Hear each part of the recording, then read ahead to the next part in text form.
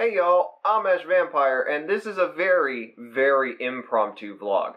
So, in case anybody was not immediately aware, over the past weekend, I went to Anime Boston. As you could probably have expected, the panels kind of sucked. They were not really about anything interesting, and if they were interesting, Digi had probably already done a video on it, or Nate had already done a video. Somebody in anime YouTube had already done a video on it and gotten in much more depth and was much more interesting to listen to. So none of the panels were really engaging. I will at least say, though, that the AMV contest panel actually had some pretty good AMVs in it, some that made me laugh. They're alright. But otherwise, I really go to cons because I hate buying stuff online, and as you could probably tell, I like anime figurines. Now, this being said, hating buying stuff online and wanting to buy anime figurines really doesn't go hand in hand. But that's why cons are great, because I get to window shop figures and I get to, make a quick decision or, be an impulse buyer. I like impulse buying, at least for things that I like. So, I go to this con, this Anime Boston 2019, and the figure selection is not that great, not as great as it was when I went back in 2017. There were a lot of sabers from Fate in various forms. A lot of booths had, the actual same figures. There wasn't a lot of diversity involved in, the figures that they had. And they were also usually very new figures. There were very few booths that had anything that was older. However, I am not here to talk to you about my woes of trying to do figure hunting at a convention. I am instead here, as you could probably tell by the title that I'm going to give this, to unbox a particular figure. Because I found probably the best, maybe not the best, the best.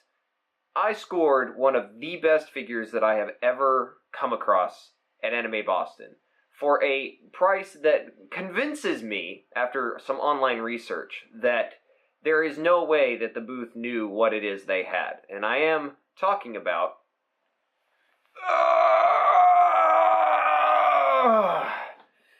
this 2.5 scale Ayanami Rei. We are going to unbox her, put her together, and put her up with the other figures. So excuse me while I cut so I can get a better angle of this box. So doing it like this, you're not going to really be able to see my face in this shot because the box is too big. But we're going to open her up. The box itself is actually in pretty good condition for those of you who are interested in figure collecting. Usually the box is what takes damage first, and that's by no means that definitely happened here, but it's very minor, and for something that is from 2001, and it's probably changed hands quite a few times, I'm very impressed with how well the box is held together. So let's open this girl and get her set up and put together, because this is cool. First, just got to get the sleeve off. You'd think I'd be better at doing this, considering the number of figures I've bought, but, let's just do this the way we know how. Alright, there goes the sleeve. Now we just have the purple box, which again is in remarkably good condition for how old it is. Alright, so we'll adjust the camera so I can get this in shot. There we go. Open her up. And it is, I'm pretty sure, the original styrofoam. I have actually I actually had the guys at the con open her up first before I bought her, just to make sure she was, in actual good condition. I didn't want to spend the kind of money that was required to get her if I wasn't able to do that. And we adjust the camera again. Back down on the ground. Alright.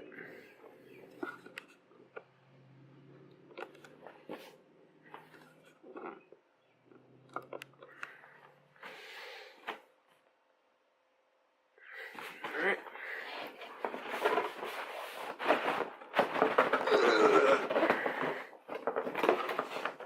want to come out.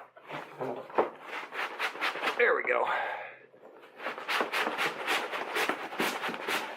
Alright. Should be enough. Of course it's not.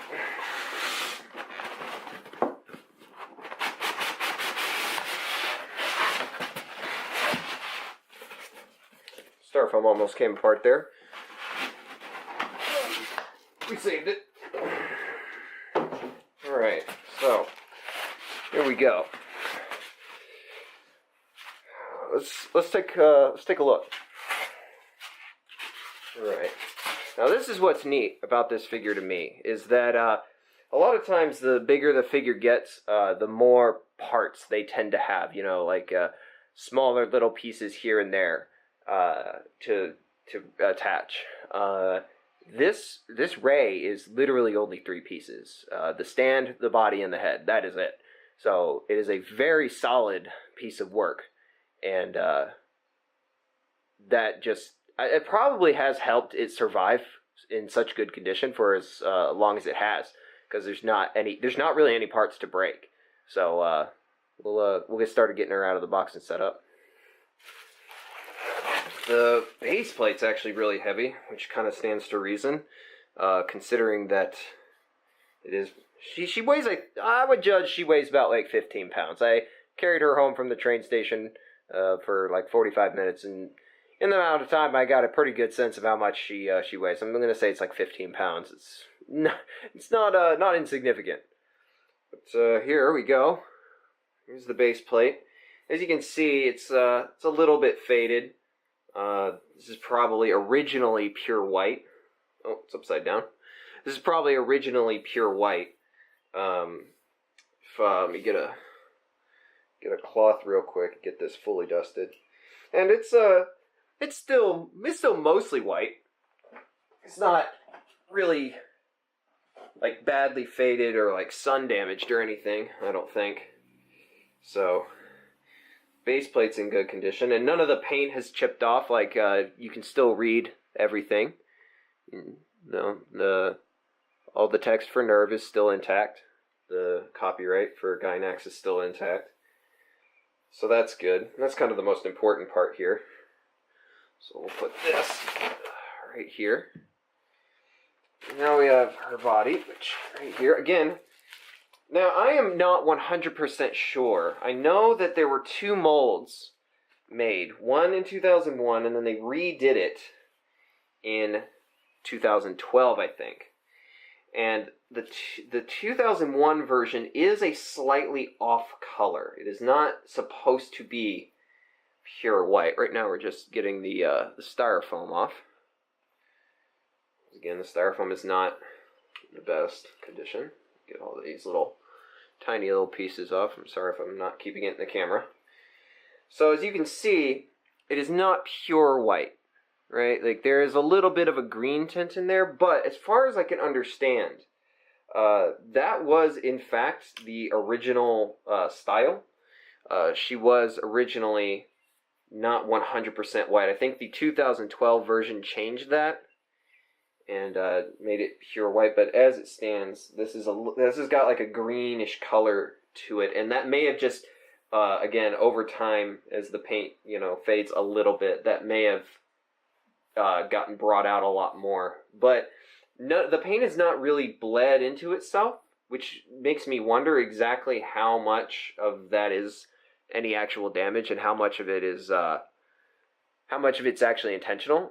I'm not 100% sure, but there isn't any like bleed over of the all the other colors on her, which is what you would probably normally see if there were a lot of like sun damage. So I don't know. It's just a weird, not pure white color.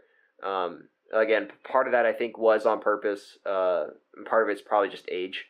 But otherwise, she's in great condition. She's got no cracks, no deformities. Everything looks good. Nothing's warped. It's really nice. So we'll go ahead and put the main body down right here. You can get it right. There we go. All right. She sits nice and firm right here on the thing. So again, everything seems to be going all right. Now, the final piece is her head. And honestly, this is the most important part of the figure. As far as damage and paint actually still being good. And as you can see, her head is still in great condition. Possibly, I dare say it looks like it's in better condition than the rest of the body. Get some of these styrofoam little foamies out. There we go. Right. And again, if you can look, like, there's no real sun damage on the blue of her hair. Everything looks like it's in place. And if you look, you can see the little sides are not 100% white. They do have like a green tint. So I know I've said it like 3 times, but I am not 100% sure how much of the the off-white is intentional and how much of it is just age or sun damage. But let's go ahead and put her head on because it looks great. There we go. On it goes, and it can rotate however we want. And there we go. Get her in full frame. There we are. A very large Ayanami Rei. So, I hope you thought this was cool. It's not nearly as interesting as it probably could be if it was like a professional unboxing channel, which I hope I would. God, if I ever did that, I'd really rather shoot myself. But I was really excited because this is a really rare find, and to find it at a convention, no less, and not online makes it, I think, even more rare. But yeah, it's pretty cool. I would not be surprised if she shows up at some point in future videos in which I am on screen. It's not fully edited, off the cuff stuff. So I just wanted to share something cool. Catch you on the flip side.